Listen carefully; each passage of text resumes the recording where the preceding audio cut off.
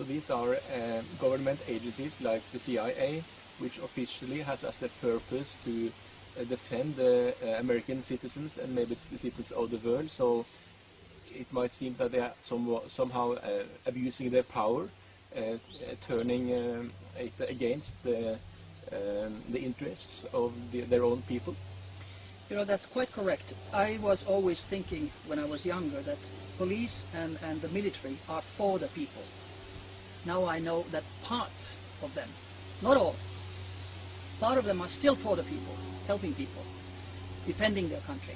But a big part of them are working against the people.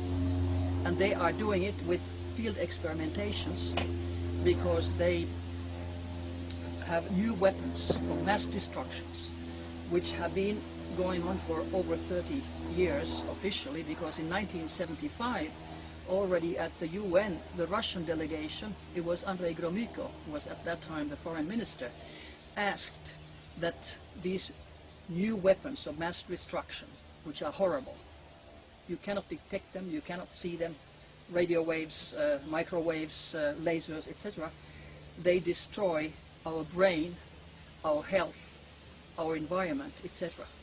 So he was asking that the UN would decide that these would be abandoned totally.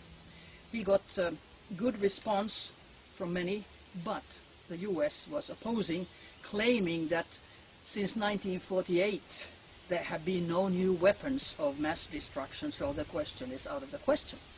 I mean, this is crazy, because the US is the leader in the world of these non-lethal new weapons. And the danger is that they can take over anybody today. Anybody. They used to experiment with the people in the prisoners. They used to experiment with mental patients. They still do that.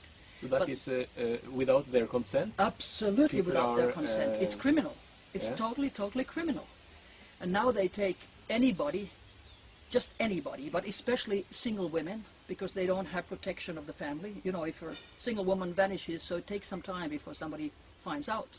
If a married woman vanishes, the same day the family cries. So it's single women, it's people who know their bad deeds, it's people, scientists especially, who are involved and find out too much. They all of a sudden have a heart attack or a brain tumor or a stroke or whatever.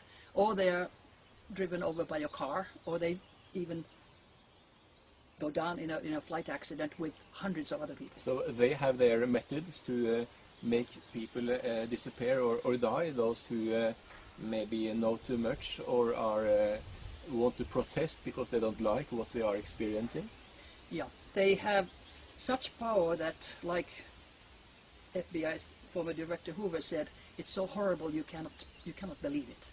They have weapons today, electromagnetic weapons. They can throw them at your brain. And like you have fingertips, which are unique, your brain waves are unique. Every one of the 6.5 billion people has a unique brain wave.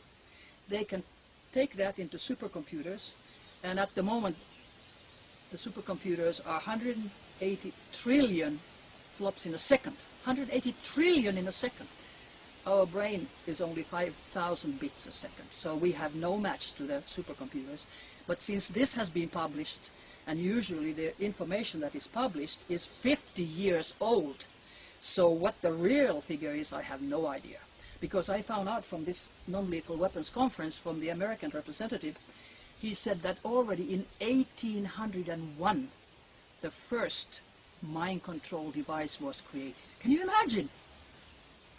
1801.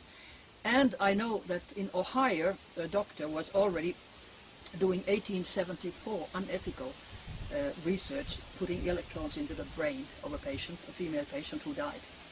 So, you know, this is a century, 2 centuries old technology, and now it's coming out. This is new. It's not new. Anything that comes out from the military is at least 50 years old. And academic, especially in Europe and Scandinavia, academic research is at least 1 or 2 generations behind. They have no idea. For instance, there's a British Professor Warwick, I think his name was, he's lectured a couple of times in Finland. I only read what he has been stating. And it was just crazy. He was saying that he was the first man who has placed an implant into his hand, and so he goes out and opens the doors and garage and whatever. And now he says he is the first man in the world who puts an electrode, which is a microchip, into his brain, and now he can talk to his wife telepathically. Now, already in 1952, Project Moonstruck, CIA's own project, placed electrodes into the brain and teeth of people to follow them. 1952. Now he comes out after year 2000. So, like I said, it's at least 50 years old, you know, behind the academic research about these things. They don't know about the military, or then they are bought and they are giving disinformation.